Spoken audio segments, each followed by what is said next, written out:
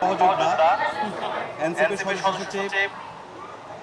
ক্যাম্পাসে আধিপত্যবাদ বিরোধী আগ্রাসন বিরোধী আন্দোলনের অন্যতম নায়ক আমাদের বড় ভাই আক্তার হোসেনের উপর